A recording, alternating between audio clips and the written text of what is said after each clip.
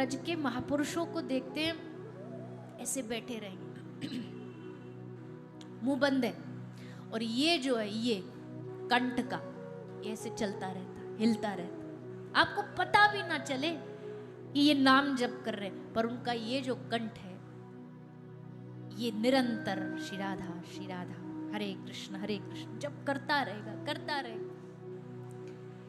रोम रोम में उनके ठाकुर जी बस के, रोम रोम में उनके श्री राधा नाम बस गया है। सोचो ऐसे संतों का स्पर्श भी हो जाए, दर्शन मात्र भी हो जाए, दूर से उनकी कृपा भी पड़ जाए ना, तो ये समझो साक्षात किशोरी जी आ गई कृपा करने के लिए।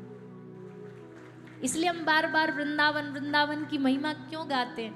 वृंदावन की महिमा इसलिए गाते, हम में कुछ है तो है नहीं, पर जब वृंदावन जाओगे तो वृंदावन के किसी साधु रसिक जन की कृपा दृष्टि पड़ गई तो वहाँ दक्षिणा में कोई लड्डू पेड़ा नहीं मिलता है, वहां दक्षिणा में प्रेम मिलता है। ऐसा प्रेम जो तुम कहीं से प्राप्त ना कर पाओ, कहीं से खरीद ना पाओ, वो प्रेम मिलता है, वो धन मिलता है। कौन सा धन मिलता है? ब्रज का धन क्या है?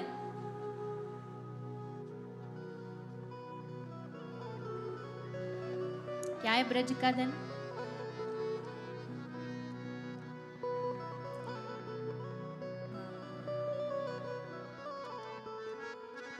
हमारो धन राधा श्री।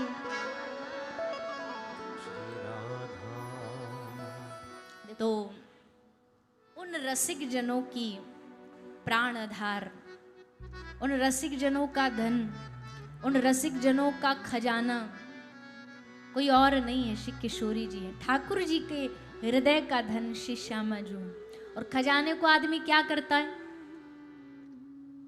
खुल्लम खुल्ला रखता है, कितना संभाल के सजा के छुपा करके रखता है। ऐसे ही बरसाने में, अब देखो जगत में आपने बहुत सारे, वो तो हमने बोला आरंभ में कि अब थोड़ा थोड़ा श्री किशोरी जी के और लोग समझने लगे, अभी थोड़ा किंचित मात्र। बाकी तो दुनिया में आपको सब देवी देवताओं के भगत मिल जाएंगे हर जगह, पर किशोरी जी के तो बिरले ही होते हैं, क्योंकि खजाना तो कहीं कहीं किसी को ही प्राप्त होता है ना, सबको थोड़ी प्राप्त हो जाएगा।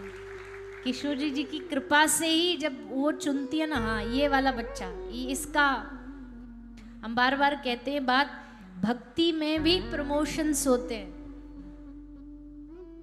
भक्ति में भी ऑटोमेटिकली जैसे स्थिति बढ़ती है प्रमोशंस होते जाते हैं, और प्रमोशन होते होते कोई देवी देवता भगवान, कोई ठाकुर जी, और फिर अंत में जा करके हम ब्रज वाले मानते जो किशोरी जी पे पहुंच गया ना, मतलब अब वो पूरे सार पे पहुंच गया, अब उससे आगे कुछ नहीं। बाकी जो पानो माने किशोरी जी से पा लियो।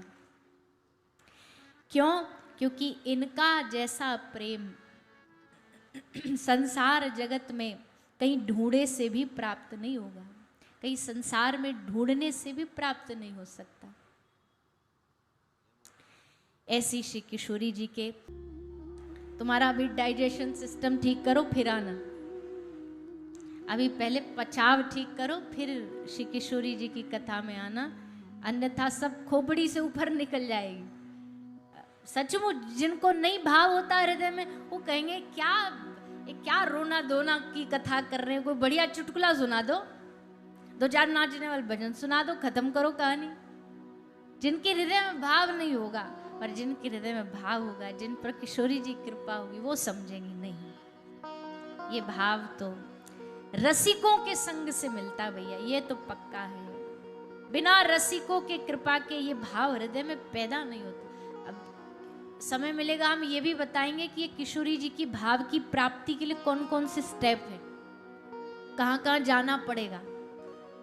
अब मार्केट में सबको पता है ये वस्तु यहाँ से प्राप्त होगी, ये सामान चाहिए यहाँ से ले लो, पर ये जो भाव है ये कहाँ से प्राप्त करोगे, इसके कौन कौन से साधन हैं, उन पर भी